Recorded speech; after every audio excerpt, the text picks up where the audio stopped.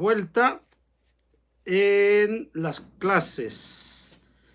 Estamos revisando el Evangelio según San Mateo y donde recogemos conceptos del judaísmo del segundo templo de acuerdo a los dichos y enseñanzas de los apóstoles.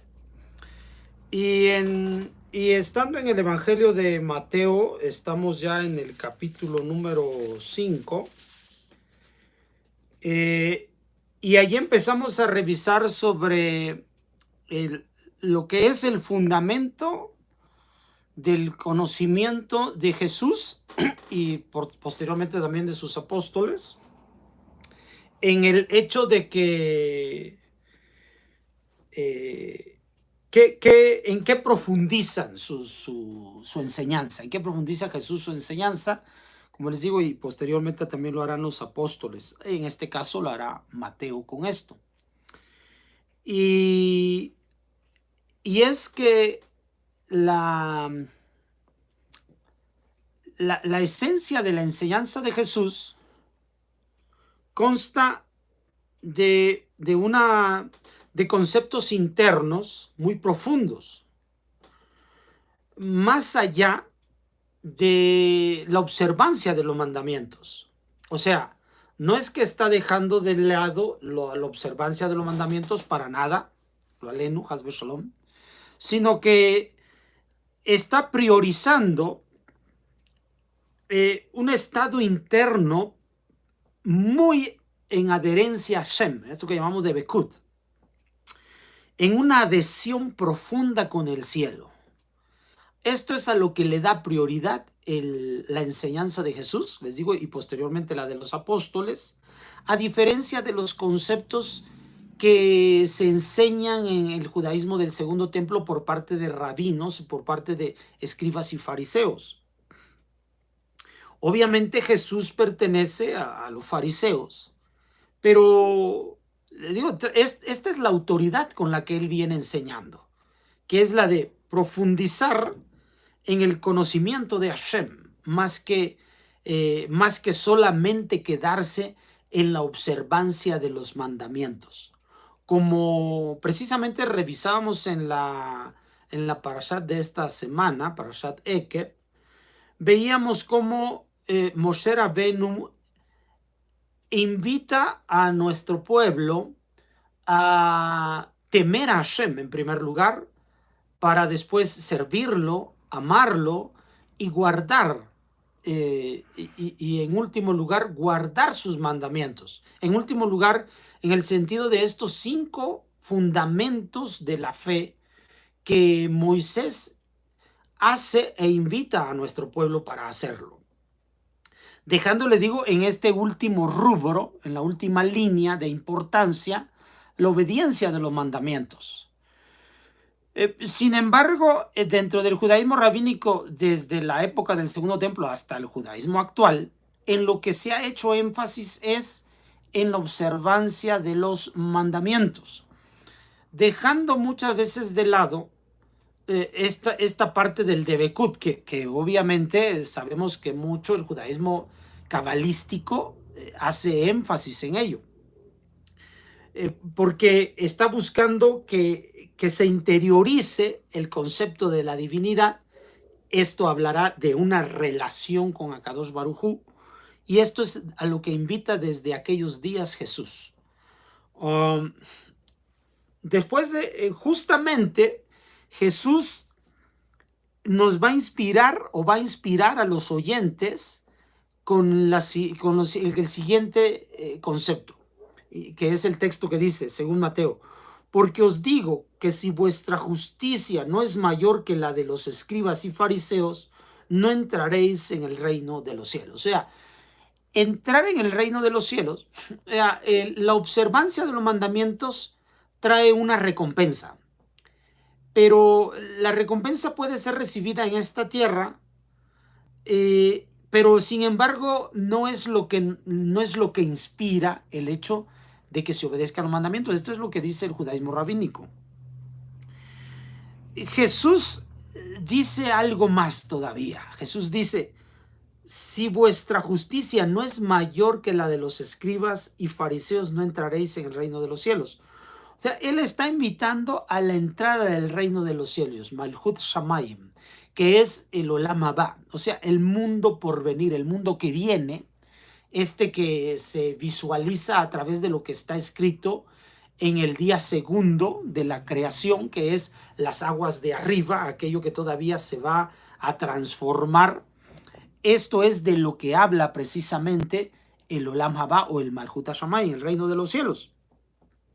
Entonces Jesús dice que la recompensa se llevará a cabo allá, pero solamente podrán disfrutar.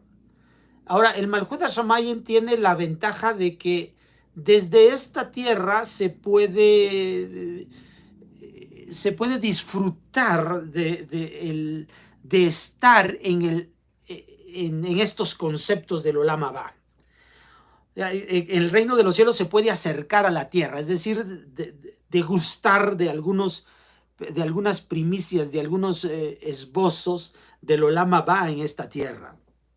Pero esto es siempre y cuando, dice, la justicia sea mayor que la de los escribas y fariseos. ¿A qué se refiere? Todos hacemos énfasis en el judaísmo rabínico, el judaísmo en el que somos enseñados, la gran mayoría de los judíos, es en el hecho de vivir de acuerdo a los mitzvot y a las halajot y a las takanot y a los mignayot, que son leyes, normas y costumbres. Entonces todo el énfasis está dentro de la mitzvah, dentro de la ley. Pero Jesús y posteriormente los apóstoles y últimamente también quienes se han apegado a ellos son los cabalistas, los mekubalim, mencionan que nosotros debemos estar motivados o inspirados no en estos conceptos que abruman nuestra mente en cuanto a estar en el apego de la mitzvah, de la norma, de la halajá, de la takaná, no, sino de interiorizarnos, por lo tanto que tenga primacía, en primer lugar en nuestra vida, el ser una buena persona, antes de que cumplir una mitzvah nada más en todas sus normas, en todas sus halajot y en todas sus leyes. No, algo más inspirador todavía, algo más profundo. Esto es lo que hace Jesús. Y dice que debemos de vivir una vida de mayor apego a Hashem, no a los mitzvot, a Hashem, porque los mitzvot es el último rubro dentro de los fundamentos que Moshe enseñó para nosotros, como dicta el Parashat Ekev. La observancia de los mitzvot, el guardar los mandamientos, está en el límite de hacer lo correcto o de no hacerlo. Jesús quiere que vivamos más allá de este límite. Para vivir más allá de ese límite, que es el límite bajo, es como si en calificaciones, así como calificamos en medio, como si pasáramos con 6, como si pasáramos de panzazo, es obedecer los mismos, es obedecer los mandamientos. Pero debes aspirar a calificaciones mayores. Esto es profundizar tu relación con Hashem, lo cual traería como consecuencia beneficio individual y beneficio colectivo para todos los demás, para todos los que te rodean. Por eso es que lanza las siguientes enseñanzas. Habéis oído que se dijo a los antepasados, es decir, a los que recibimos la Torah, no matarás. Esta es una mitzvah de nuestra Aseret Dibrot, de lo recibido en el Sinai. Pues el que mate será reo ante el tribunal. Una takaná. ¿Sí? Leyes, normas, halajot. Pues yo os digo que todo aquel que se encolerice contra su hermano, o sea, está yendo más allá de lo que nombra la mitzvah. Aquel que se encolerice, es decir, que aquel que cambie la armonía en su estado de ánimo, en su sentir para con el prójimo, aquel que se encolerice contra su hermano será reo ante el tribunal. O sea, no debemos enojarnos contra lo que nos hagan los demás. El que llame a su hermano imbécil será reo ante el Sanedrín. Aquel que pronuncie en ira algo contra su prójimo, algo contra los demás, contra cualquier individuo, y el que le llame renegado será reo en el Gehenna de fuego. Gehenna de fuego. O sea, está yéndose a un desarrollo interno superior. Algo que significa que podemos estar por encima de la simple observancia de los mitzvot y de la halajot. Esto de observar los mitzvot y la halajot es para pasar de panzazo el examen que Hashem nos hace, que Akadosh Baruj Hu nos hace. Jesús quiere que nosotros vivamos en calificaciones superiores. Esto es lo que está diciendo Jesús. Por lo tanto, el asesinar a alguien, vaya, mucha gente puede refrenarse para evitar caer en eso, pero es un indicativo de un desarrollo interno superior aquel que ni siquiera se encoleriza contra su hermano o lo insulta a su hermano o que menosprecia a su hermano. Eso es de un calibre espiritual superior a aquello exigido por los mitzvot. Que los mitzvot dice, no matarás. No. O sea, no matarás es para la gente ruin, para la gente de abajo, para la gente de arriba. O sea, ruin dentro del judaísmo, dentro del pueblo de Israel. La gente de arriba, de los altos vuelos, de la gente que exige a Hashem, que sea de nuestro pueblo, digno de nuestro pueblo, un digno miembro de nuestro pueblo, es alguien que no se levanta en lo más mínimo contra los demás. ¿Ya? Continúa el texto. Entonces, si al momento de presentar tu ofrenda en el altar te acuerdas de que tu hermano tiene algo contra ti, él tiene algo contra ti, deja tu ofrenda ya. O sea, tú eres el ofendido. Si tu hermano tiene algo contra ti, tú eres el ofendido. Deja tu ofrenda allí, delante del altar, y vete primero a reconciliarte con tu hermano. Luego vuelves y presentas tu ofrenda. Una de las cosas más difíciles de realizar es pedir perdón. Todas las personas nos equivocamos. Todas las personas nos equivocamos. Pero, ¿quién es una persona realmente desarrollada, altamente desarrollada?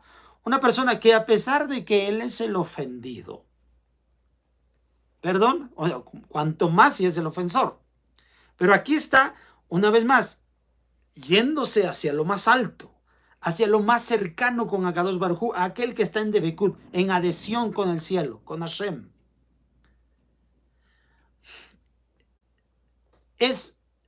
Puede pedir perdón sin ningún problema. ¿Qué es lo que impide que una persona no pida perdón? Porque se cree que no se ha equivocado, tiene un ego muy alto y que las otras personas no son dignas de él o de esta persona. Todas las personas nos equivocamos, pero es bien difícil que alguien pueda pedir perdón a pesar de su equivocación. Entonces, una persona muy desarrollada puede pedir perdón ante su equivocación o incluso en la equivocación que otros cometen contra él, siendo él el ofendido. Vaya, extiende. Eso es superior todavía. A eso está inspirando Jesús, por encima de la observancia de los mitzvot. ponte enseguida a buenas con tu adversario mientras vas con él de camino, no sea que tu adversario te entregue al juez y el juez al guardián y te metan en la cárcel. Yo te aseguro que no saldrás de allí hasta que hayas pagado el último céntimo. Es decir, en esta tierra todo se paga, en esta vida todo se paga. Por lo tanto, aun cuando alguien, o sea, tú fuiste el ofendido, alguien te hizo algo, significa que tú estás pagando por algo que tú hiciste. Por lo tanto, es obvio que tengas que expresar el perdón, el pedir perdón, suplicar por el perdón ante los demás, porque algo estás pagando, sea que te lo hizo él o no, pero tú estás recibiendo el justo castigo a tu mal comportamiento en esta tierra. 27, versículo 27, capítulo 5. Habéis oído que se dijo, no cometerás adulterio. Está prohibido, es una mitzvah, está prohibido. No cometerás adulterio. Pues yo os digo que todo el que mira con deseo a una mujer ya cometió adulterio con ella en su corazón. Oiga bien esto. O sea, cometer adulterio significa, tú estás casado y por lo tanto debes ser fiel a la mujer con la que te encuentras. Debes ser absolutamente fiel, no solamente en el hecho, sino incluso en el pensamiento. Oiga bien, incluso en el pensamiento. Estábamos hablando en la clase de la Torah acerca de estar circuncidado del corazón, estos deseos carnales. Esto es de lo que uno debe de circuncidarse. Una persona que tiene circuncisión en el corazón no mira a otra mujer, porque está hablando al hombre, no mira a otra mujer para codiciarla en su mente y en su corazón, en sus pensamientos. Siempre la mira con respeto, siempre la mira de frente, no debe esperar en ningún momento de algún descuido, desviar su mirada para mirarla de otro modo. Así es como debe conducirse un hombre, un varón de Hashem, un varón de Dios. De este modo debe actuar. Una cosa sumamente difícil, se lo estoy diciendo yo, soy varón. Es difícil controlar, pero yo domino mis ojos. Cada uno de nosotros domina sus ojos y sabe dónde posarlos. De eso estamos hablando. Ser fiel a nuestra esposa, incluso en nuestro pensamiento. Dejen los actos, ¿no? Nosotros dentro de la halajot de los mitzvot, dentro de las normas, no podemos estar con una mujer, varón y mujer no pueden estar, obviamente, que no tengan relación natural entre sí, es decir, que sea una persona, un extraño, en este caso una extraña, una mujer extraña, que no tiene que ver con la familia, no hay ninguna relación de parentesco, por lo tanto, no pueden estar solos en el mismo lugar, él y ella. Incluso no puede tocar, un hombre no puede tocar a una mujer como ella. O sea, esto es precisamente una norma dentro de las halajot para respetar a la mujer. Jesús dice, ni con el pensamiento puedes acercarte a ella, ni con el pensamiento, porque la persona que se acerca a ella con el pensamiento, estamos hablando de normas muy elevadas, ¿cierto? Pues yo os digo que el que mira con deseo a una mujer ya cometió adulterio con ella en su corazón. Por tanto, si tu ojo derecho te es tropiezo, sácatelo y arrójatelo de ti, más te conviene que se pierda uno de tus miembros que no que todo tu cuerpo sea arrojado en el Gehenna.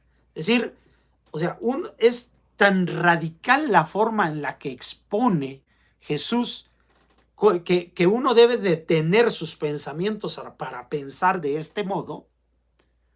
Es un dominio, es un control de nuestro ser, de nuestras emociones, de nuestros pensamientos, de nuestros ojos.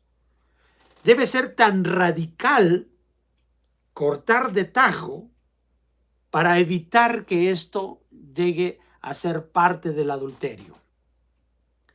Obviamente esto es una norma para los que están casados. ¿Por qué para los que están casados? Porque los jóvenes todavía están para desarrollar esa fuerza interior. Pero cuando un hombre elige a una mujer para sí, significa que ya está lo suficientemente maduro emocionalmente para controlar esto y solamente dirigirlo para con su esposa y para nadie más. Estas emociones y estas sensaciones. ¿Ya? Y si tu mano derecha te es ocasión de tropiezo, córtatela y arrójala de ti. Te conviene que se pierda uno de tus miembros antes que todo tu cuerpo vaya al Gehenna. ¿Por qué? Porque la mano va a querer tocar lo que los ojos ven. Es decir, motivados por la belleza de alguna mujer, por la atracción que el hombre siente por una mujer, es decir, de un hombre casado. Recuerde que le estoy diciendo de un hombre casado, el cual ya está madurado, ya ha madurado eso exactamente, porque ya tiene dónde expresar estas emociones y estos sentimientos que tiene natural por una mujer, ya tiene con quién expresarlos, entonces ya no debe expresarlos en ningún modo, porque ya tiene con quién darle salida a esos deseos naturales en el ser humano. O sea, por lo tanto, esto es lo que se debe hacer. Una vez madurado, solamente puede expresar esto con su esposa y ni siquiera con el pensamiento fuera. Entonces, si tu mano, porque una vez que los ojos miran, vas a querer tocar. De ahí decíamos lo de la halajot, que no debes ni siquiera tocar a una mujer ni saludarla así de mano. También se dijo, el que repudia a su mujer, que le dé acta de divorcio, pero yo os digo que todo aquel que repudia a su mujer, excepto en caso de fornicación, le hace ser adúltera, y el que se case con una repudiada comete adulterio. Bueno, aquí vamos a hablar entonces acerca de esta situación. El que repudia a una mujer, es decir, que rechace, que ya no acepte más a su esposa. Es el hombre el que debe rechazar a la esposa. Estos es los conceptos de la antigüedad.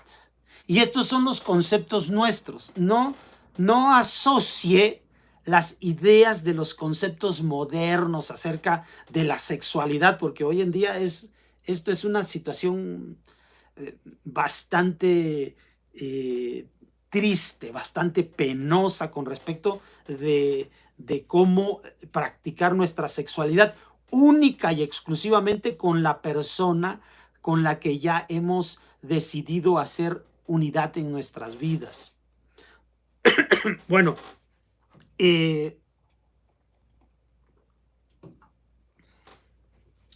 la única causal de divorcio es la fornicación o la infidelidad, del adulterio. Es la única causal de divorcio. Es lo que está anunciando. Hoy en día, las causales de divorcio ahora, recuerde que no es el concepto de divorcio que hoy en día se maneja. Si una persona firma un acta de divorcio del registro civil, eso no significa que esté divorciada según el concepto de Dios. Porque no es el matrimonio que hoy se hace ante un juzgado civil en cualquier nación del mundo, el matrimonio del que está hablando aquí la Torá, del que siempre ha hablado de la Torá. O sea, una vez que un hombre elige a una mujer para estar con ella, es para siempre. Y dejará el hombre a su padre y a su madre y se unirá a su mujer. Este es el concepto de la Torá. Y este es el concepto del que se habla. El hecho de que hoy en día, que se ha popularizado tanto los divorcios, el hecho de que haya un divorcio legal hoy en día no significa que está divorciada la persona. Es lo único que en realidad provoca un divorcio debe ser la provocación de un divorcio genuino desde delante de Hashem, es el adulterio.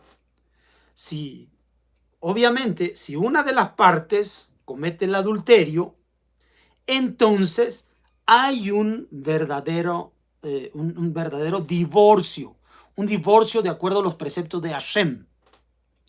Pero si no hay, y aquí el texto lo dice claramente, es en caso de la mujer. O sea, el hombre es el que le entrega el acta de divorcio a la mujer. O sea, yo no estoy hablando porque también no estoy usando los conceptos que esta sociedad tiene con respecto de que por qué el hombre sí, por qué la mujer no. No estoy hablando de eso.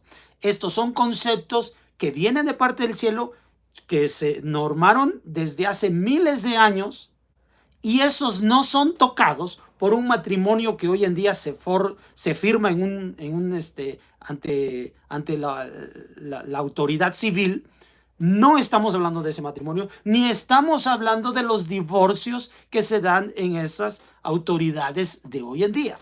Estamos hablando de algo superior, de algo de arriba. Delante de ellos hay un acuerdo, no es un acuerdo de negocio, no es un acuerdo comercial, no es un acuerdo mercantil. Estamos hablando de mantener un vínculo, de ser una carne, una sola carne. De esto es de lo que estamos hablando. Cuando hay un adulterio significa que dejaron de hacer una sola carne, dejaron de ser una sola carne. ¿Por qué? Porque se entrometió un tercero. Es lo único que provoca el divorcio delante de Hashem. O sea, aun cuando una persona esté divorciada, en otras palabras, hoy en día delante de jueces de las distintas naciones, no significa que esté divorciado delante de Hashem. Eso es completamente diferente. Luego entonces,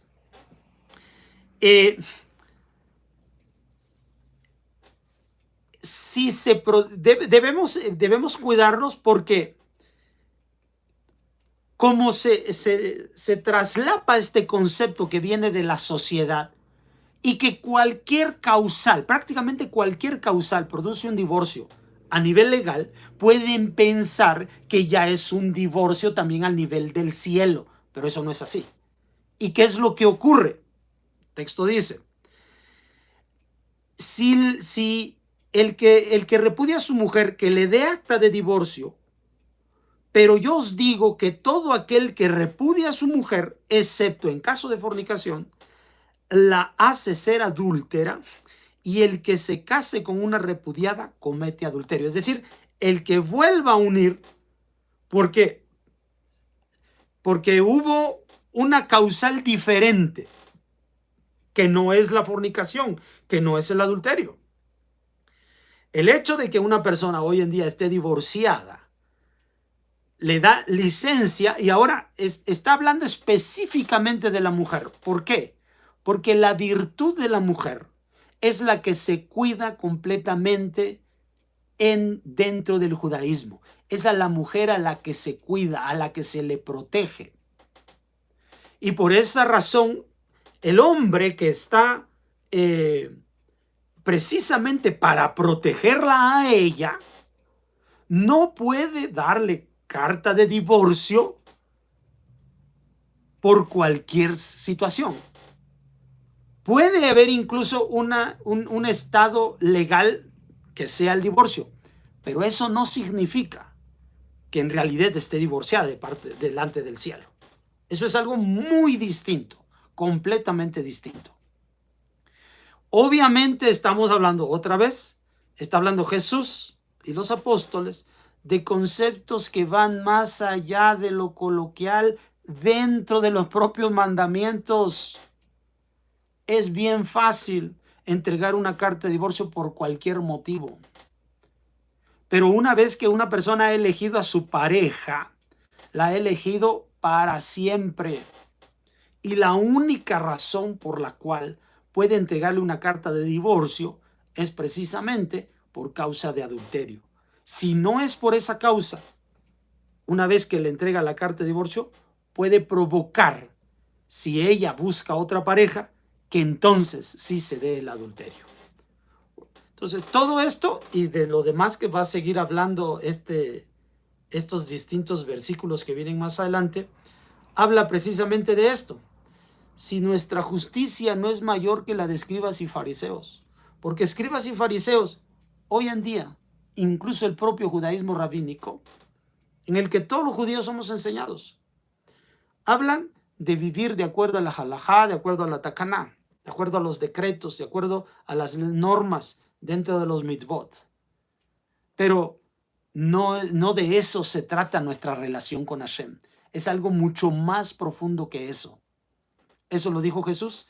Eso lo han dicho todos los profetas desde la antigüedad.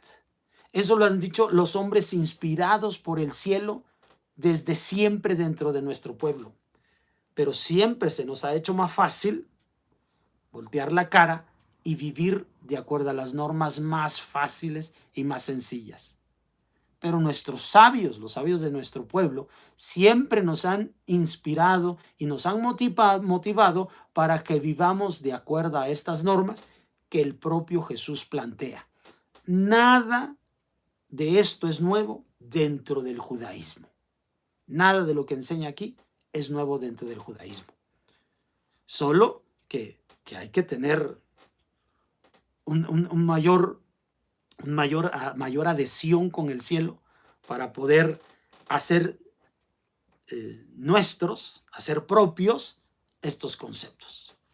Bueno, por el momento es todo. Nos vemos para la próxima. Shalom.